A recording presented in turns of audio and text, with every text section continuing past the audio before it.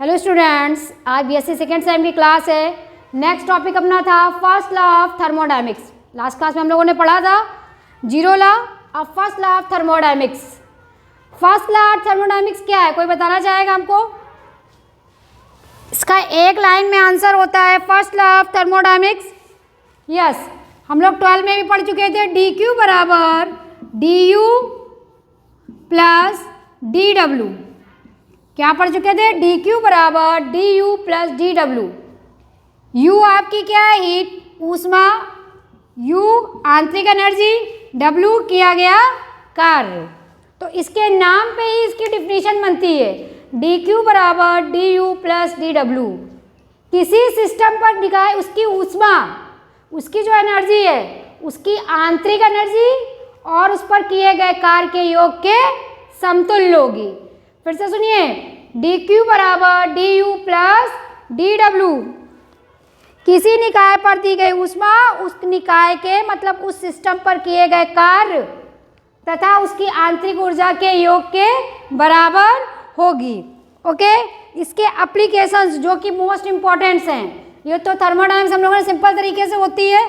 इसकी जो एप्लीकेशंस हैं वो बहुत इंपॉर्टेंट्स हैं, बहुत पूछी जाती हैं एप्लीकेशंस। फर्स्ट हमारा क्या है? आइसोबैरिक। फर्स्ट क्या है? आइसोबैरिक। आइसोबैरिक क्या है? आइसोथर्मल, समतापी।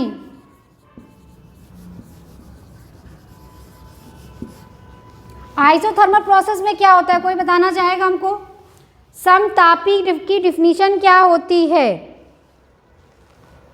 समतापी में क्या है? ताप कांस्टेंट रहता है। जब ताप कांस्टेंट रहेगा तो इनमें से क्या जीरो होगा? हमारे पास फार्मूला है डी क्यू बराबर D you plus D W. जब हमारा ताप कांस्टेंट रहेगा तो यू क्या हो जाएगा? जीरो। अपने को क्या मिल जाएगा? डी क्यू बराबर डी डब्ल्यू। सभी लोग मैच करें। पहली एप्लीकेशन आइसोथर्मल प्रोसेस मतलब समतापी प्रक्रम। समतापी प्रक्रम में क्या रहता है? हमारा ताप परिवर्तनित रहता है, तो डी क्यू की डी यू क्या हो जाएगा? जीरो। तो अपने पास क्या मिलेगा? D Q equal D W. क्या मिलेगा? डी क्यू इक्वल ये हमको मिलेगा। क्लियर है?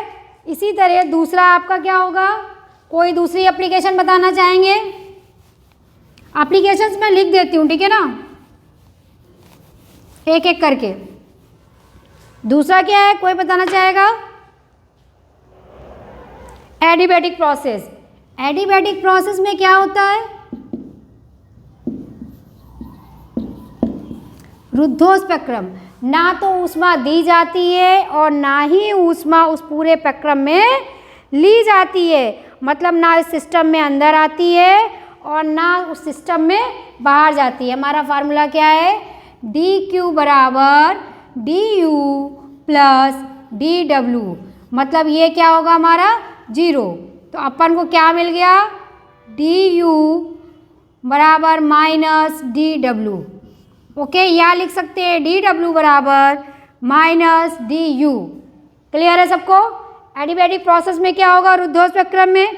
इसी तरह समतापी में, इसी तरह आपका सम आयतने में होगा और इसी तरह आपका लैटेंट हीट। लैटेंट हीट भी बहुत पूछी जाती है। ये भी क्या होती है? बहुत पूछी जाती है आपकी लैटेंट हीट, गुप्त ऊष्मा। ये भी एप्लीकेशन में बहुत पूछी जाती है। Okay, first law of thermodynamics दिमाग में क्या रखना है कि ऐसा सिस्टम जिस पर ऊष्मा क्या है? हमारी एनर्जी, उस पर इंटरनल एनर्जी, यू क्या है? इंटरनल आंतरिक ऊर्जा, और उस पर किए गए कार्य के योग के बराबर होती है। एप्लीकेशन में आपका क्या क्या आएगा? आइसोथर्मल समतापी प्रक्रम, जिस पर क्या है? समतापी में क्या रहेगा आपका? पहला समतापी में आपका क्या है? हिंदी में बता दें, समतापी में आपका ताप कांस्टेंट रहता है। क्या नियत रहता है? ताप। फिर आपका आता है रुद्धोष्प्रक्रम, आइसोथर्मल एडिबैटिक। इसमें क्या रहता है?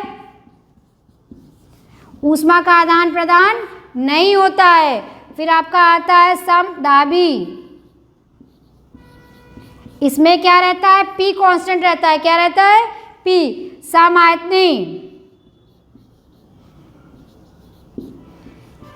इसमें क्या? वॉल्यूम कांस्टेंट रहता है।